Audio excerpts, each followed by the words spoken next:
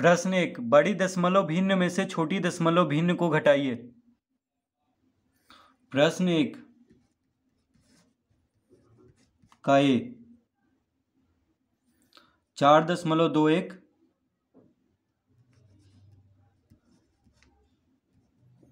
एवं 2.21। यह है प्रश्न 4.21 एवं 2.21। तो बड़ी दशमलव भिन्न में से छोटी दशमलव भिन्न को घटाना है। तो देखिए यहाँ पे बड़ी दशमलव भिन्न कौन है, तो 4.21 है। ठीक है, यहाँ पे 2.21 है, यानी 4 बड़ा होता है 2 से, 4 बड़ा है 2 से। ठीक है, तो बड़ी दशमलव भिन्न है 4.21, क्योंकि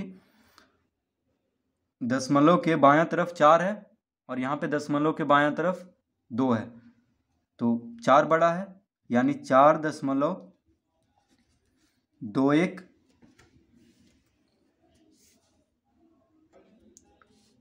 में से 2.21 को घटा देंगे।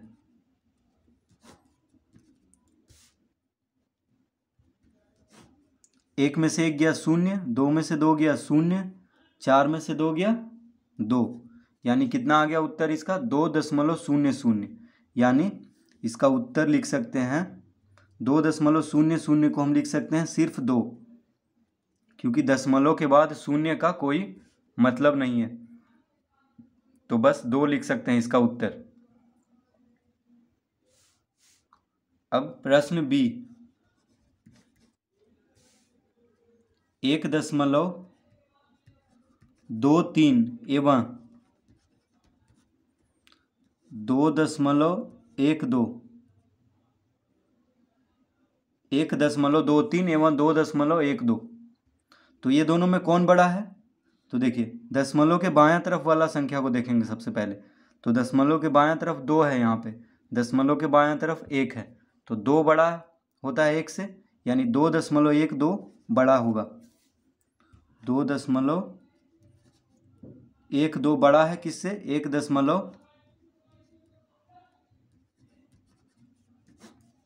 घटाएंगे इसको, 2 में से 3 नहीं घटेगा तो इससे पैंचा लेगा, तो 12 में से 3 गया 9, ये 0 हो गया इसको पैंचा दे करके, तो इससे पैंचा लेगा तो 10 हो जाएगा, 10 में से 2 गया 8, ये देखिए 1 हो गया, यानी 1 में से 1 गया 0, तो इसका उत्तर आ गया 0.89। 0.89 सी। 2.04 एवं 2.01। तो कौन बड़ा है इसमें, देखिए 2.04 है, 2.01 है, तो दशमलव के बायां तरफ 2 है, यहाँ भी 2 है, तो इससे तो पता नहीं चल रहा है। दशमलव के दायां तरफ वाला पहला अंक 0 है, पहला अंक 0 है, इससे भी पता नहीं चल रहा है। दशमलव के दायां तरफ दूसरा अंक 4 है, दशमलव के दायां तरफ दूसरा अंक 1 है, तो 4 बड़ा है 1 से, यानी 2.04 बड़ा होगा, 2.04 बड़ा होगा 2.01 से, तो इसको घटा देंगे।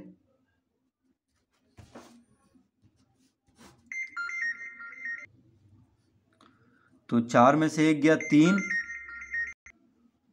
4 में से 1 गया 3, 0 में से 0 गया 0, 2 में से 2 गया 0, तो इसका उत्तर हो जाएगा 0.03।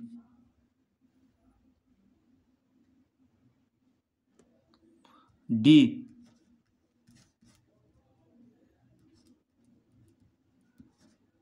1.2 एवं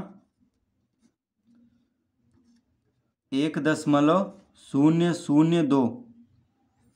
तो ये है प्रश्न 1.2 एवं 1.002। तो कौन बड़ा है, देखिए दशमलव के बायां तरफ 1 है, दशमलव के बायां तरफ 1 है, ठीक है, तो इससे तो पता नहीं चल रहा है कौन बड़ा है। दशमलव के दायां तरफ पहला अंक 2 है, दशमलव के दायां तरफ पहला अंक 0 है, यानी 2 बड़ा है 0 से, तो 1.2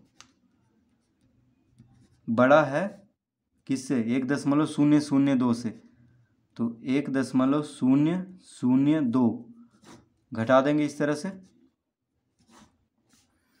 2 शून्य, 2 में से शून्य गया 2, दशमलव 1 में से 1 गया 0, यानी इसका उत्तर हो गया,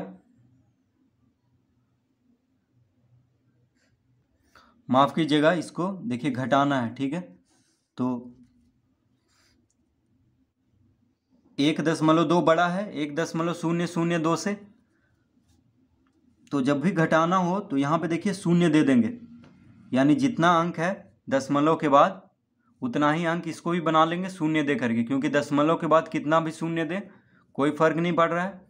तो 1.200 इसको लिख सकते हैं 1.2 को, ठीक है। अब देखिए घटाएंगे तो शून्य में से 2 नहीं घटेगा, तो इससे पैंचा लेगा, ये लेगा इससे पैंचा, तो 10 में से 2 गया 8, ये हो गया 9, 9 में से शून्य गया 9, ये हो गया 1,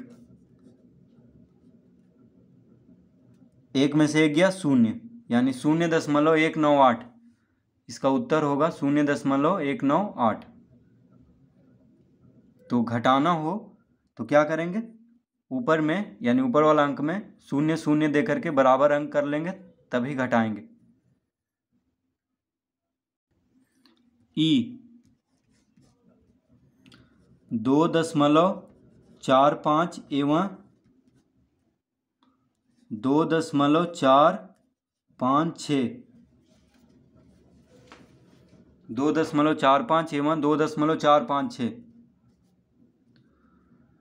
तो देखिए कौन बड़ा है यहाँ पे, तो 2.45 यहाँ भी है, यहाँ भी है, बस यहाँ पे तीसरा अंक में दशमलव के दाएं तरफ तीसरा अंक में 6 है, यहाँ पे दशमलव के दाएं तरफ तीसरा अंक में कुछ नहीं है, तो ये बड़ा हुआ, यानी 2.456 से घटा देंगे 2.45 को। अब देखिए 6, तो 6 है, यहाँ पे शून्य हम लिख सकते हैं, ठीक है। तो शून्य लिखें या ना लिखें कोई फर्क नहीं पड़ रहा है, तो 6 है तो 6 ही उतार देंगे, 5 में से 5 गया 0, 4 में से 4 गया 0, 2 में से 2 गया 0, यानी इसका उत्तर हो गया 0.006। F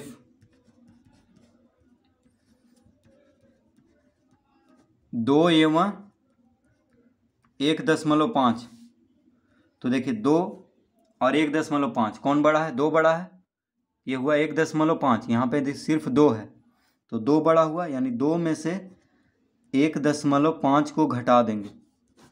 तो देखिए जब भी घटाना हो तो 2 है तो इसको हम 2.0 लिख सकते हैं, ठीक है, क्योंकि दशमलव के बाद शून्य कितना भी लगा दें कोई फर्क नहीं पड़ रहा है, तो 2 को हम लिख सकते हैं 2.0।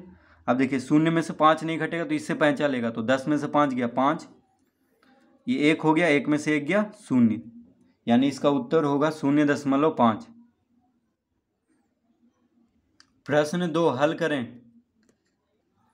प्रश्न 2 का ए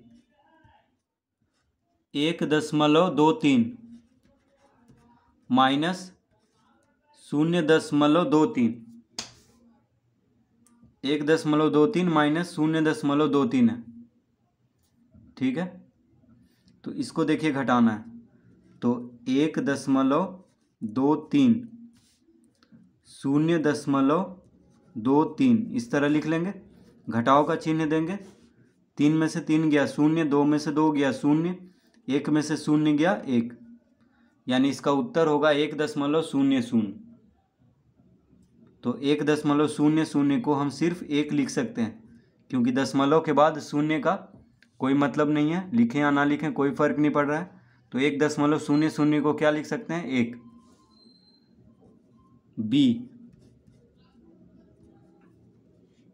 बी में है 2.45 माइनस 2.45, तो देखिए इसको हम लिख लेंगे 2.45 घटाएंगे इसको, 5 में से 5 गया शून्य, 4 में से 4 गया शून्य, 2 में से 2 गया शून्य, यानी इसको सिर्फ लिख सकते हैं शून्य। 0.00 को क्या लिख सकते हैं? शून्य। इसका उत्तर क्या आएगा? शून्य आएगा। सी 3.40 माइनस 3.04, तो 3.04 घटाएंगे, 10 में से 4 गया 6, ये हो गया 3, 3 में से 3 गया शून्य, तो 0.36 इसका उत्तर होगा। देखिए इससे 5 चलेगा तो ये 10 हो गया, 10 में से 4 गया 6, 3 हो गया, ये 3 में से 3 गया शून्य।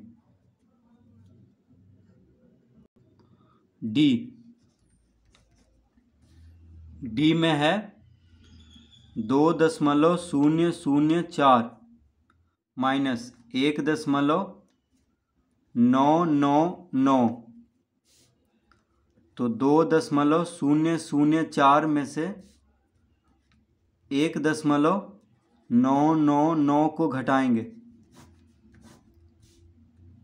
तो 4 में से 9 नहीं घटेगा तो इससे 5 चलेगा, ये लेगा इससे और ये लेगा इससे, तो 14 में से 9 गया, 9 5 14,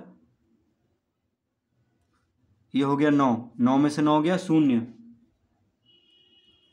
ये भी हो गया 9, तो 9 में से 9 गया शून्य, ये हो गया 1, 1 में से 1 गया शून्य, यानी इसका उत्तर हो गया 0.005। ई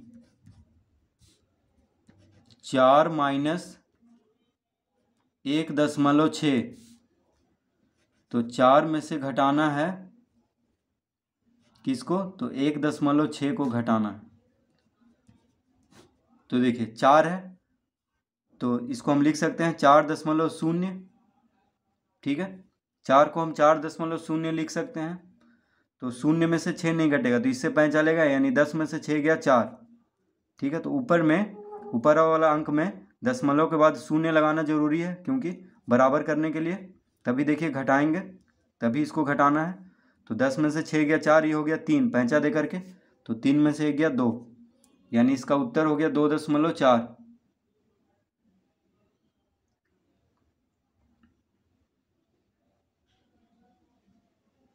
एफ 2.3 माइनस 2, तो इसको इस तरह लिखेंगे 2.3 और यहाँ पे लिखेंगे 2। तो देखिए 0.3 है तो उसको उसी तरह लिख देंगे, 2 में से 2 गया शून्य, यानी इसका उत्तर आ गया 0.3।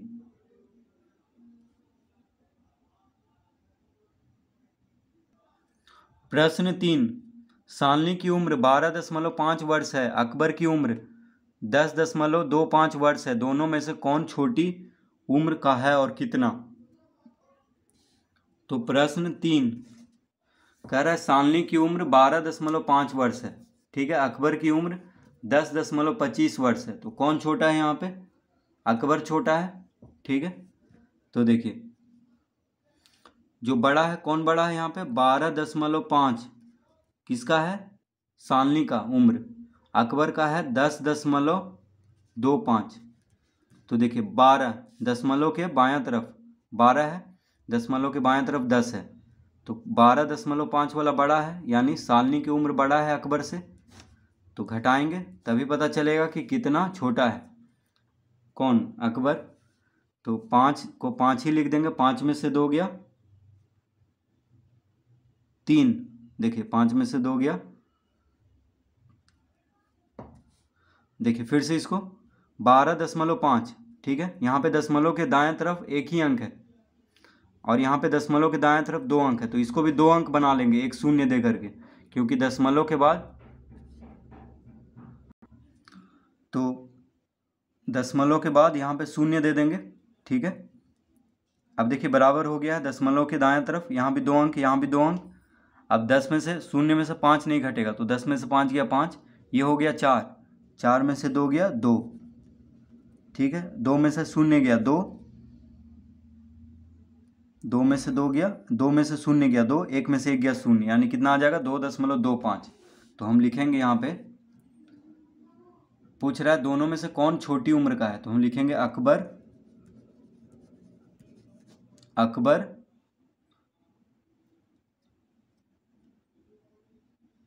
छोटी उम्र का है, छोटी उम्र का है। ठीक है, और कितना, तो कितना छोटा है, तो लिखेंगे अकबर 2.25 वर्ष 2.25 वर्ष शालिनी से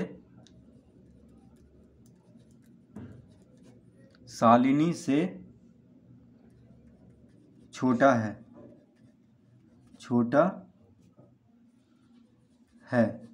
ठीक है, अकबर जो है 2.25 वर्ष शालिनी से छोटा है, और कौन यहाँ पे छोटा है, अकबर छोटी उम्र का है। तो यही पूछ रहा था यहाँ पे, कौन छोटी उम्र का है और कितना। अब प्रश्न 4 हल करेंगे। प्रश्न 4, पलक ने भाषा में 62.23% एवं मौली ने उसी विषय में 60.23% अंक प्राप्त किए। पलक ने मौली से कुल कितने प्रतिशत अधिक अंक प्राप्त किए। तो देखिए, पलक ने भाषा में 62.23% और मौली ने 60.23%, तो कौन ज़्यादा है। तो पूछ रहा है कि पलक ने मौली से कुल कितने अधिक अंक प्राप्त किए। तो मौली ये पलक का ज़्यादा है, यानी 62.23 से 60.23 को घटाएंगे। 3 में से 3 गया 0, 2 में से 2 गया 0, 2 में से 0 गया 2, 6 में से 6 गया 0, यानी कितना आ गया, इसको 2.00, तो 2.0 को हम सिर्फ 2 लिख सकते हैं, क्योंकि दशमलव के बाद 0 रहे या ना रहे कोई फर्क नहीं पड़ रहा है, तो 2। तो पूछ रहा है पलक ने मौली से कुल कितने प्रतिशत अधिक प्राप्त किए। तो हम लिखेंगे पलक ने मौली से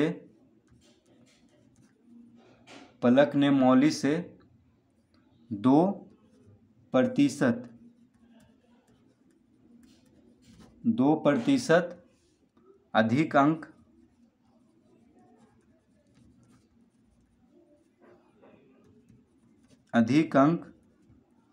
प्राप्त किए।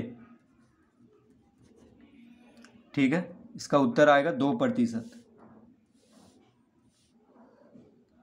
प्रश्न 5, अफसाना 50 रुपया लेकर बाजार जाती है। वह 12.50 रुपया की पुस्तक, 8.50 रुपया की कॉपी एवं 2.25 रुपया की लीड खरीदती है। अब उसके पास शेष कितना रुपया बचा रहता है। तो प्रश्न 5, तो देखिए, अफसाना 50 रुपया लेकर बाजार जाती है। ठीक है, क्या क्या खरीदती है, तो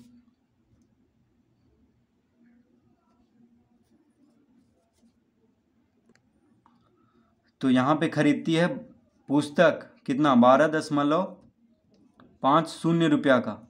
ठीक है, 12.50 रुपया की पुस्तक, 8.50 रुपया की कॉपी और 2.25 रुपया का लीड खरीदती है। ठीक है, तो ये तीनों को पहले हम जोड़ेंगे।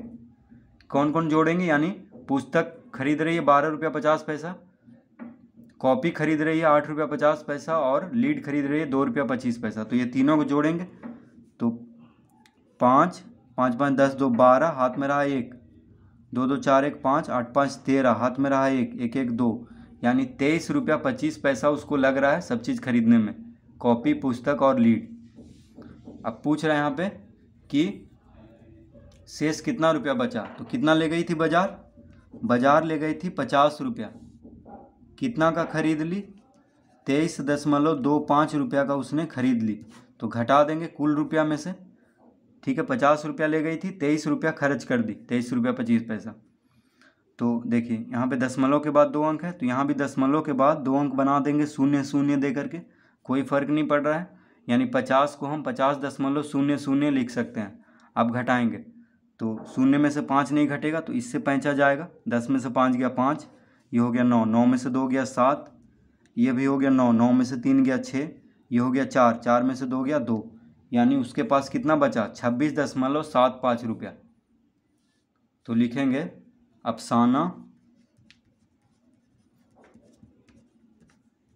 अफसाना के पास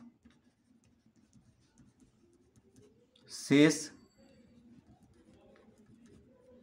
बचा 26.75 रुपया। 26.75 रुपया बचा। अफसाना के पास कितना बचा है 26.75 रुपया।